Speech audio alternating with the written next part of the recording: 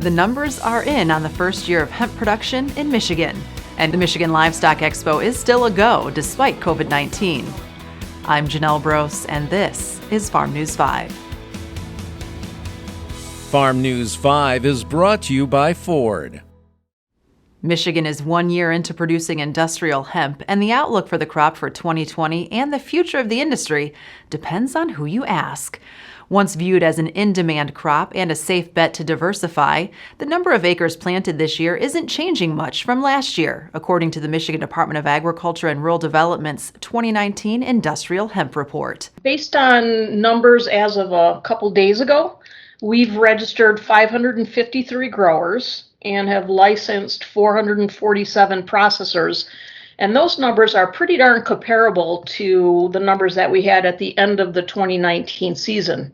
Same thing goes for the acreage. Those growers have reported their intent to plant over 13,000 acres. And for 2019, it was 15,000 acres. So numbers-wise, I think we're pretty comparable. But if you look at the number of people that are planning on growing it in 2020, there's roughly 40% that either are not going to grow it or we're still unsure. So I think that was kind of a big takeaway, mainly because it was something that was expected.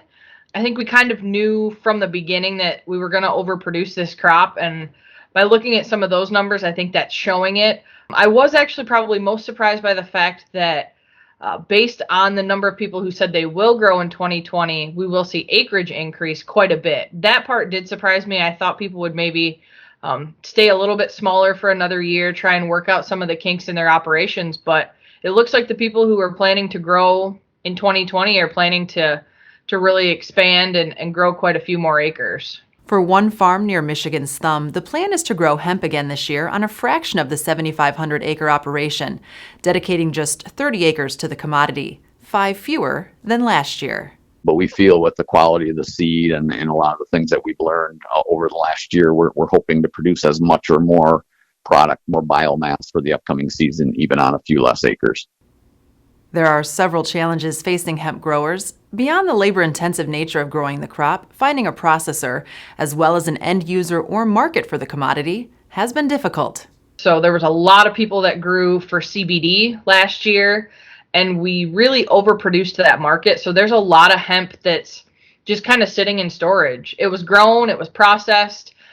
People had some high hopes for what they were going to be able to sell it for, and they haven't been able to sell it because either there is absolutely no market and they can't find anyone to take it, or they can't get a price that makes it worthwhile to sell it. So I think trying to find a profitable market for it in the future is going to be a big challenge. Ruprecht said their farm anticipated the difficulty in finding a processor and began processing their 2019 hemp harvest themselves in January.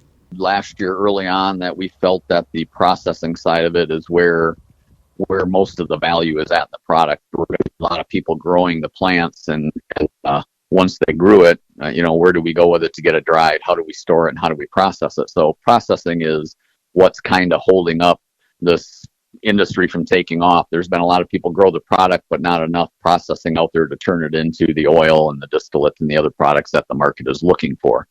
So we made that investment in equipment, and how we're looking at it is we're certainly going to grow enough to make sure we have product to put through our facility, but we've had a lot of people, we have done processing for other people, and we've had a lot of other people ask us this year about processing their 2020 crop.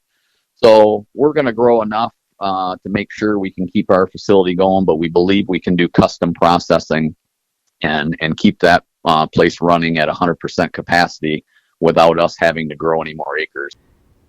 Hemp growers in the state are still operating under Michigan's pilot industrial hemp program, which will be in place for much of the 2020 growing season. If you want a car from a company that's been building them for 115 years, get a Ford. If you want a car with driver assist technology, get a Ford. You're going to want a Ford. There still will be a Michigan Livestock Expo this year despite the ongoing COVID-19 pandemic, but the look and feel of the event will be very different. For starters, it won't be held at Michigan State University. Instead, the expo will be held at the Branch County Fairgrounds in Coldwater. The expo will also run for a week in what they're calling a show and go format. So in the past, we show everything in 3 days. We start showing Friday morning, we conclude Sunday evening. This year, we've spaced everything out. In order to keep our numbers down and enough room for people to social distance, we changed that format to what we're calling the show and go format. We're gonna bring one species in the morning, we'll check them all in and show them that day, and then they'll actually go home that night. And this year's been crazy for schools and sports, and they've had a lot of things taken away from them due to COVID-19 and the situation that specifically Michigan is in. It was really important to us to find a way to give that opportunity to the kids and find a way while keeping them safe and keeping everyone's health in mind to still give them that opportunity, because they have worked really, really hard on their animals, and this is a big thing for them. MLE and just showing in general is really important to them, and we just wanted to make sure and find a way to give them that opportunity. What happens when a road accident results in a hazardous waste spill? Contact attorney Dirk Beckwith at 248-539-9918 to learn the next steps.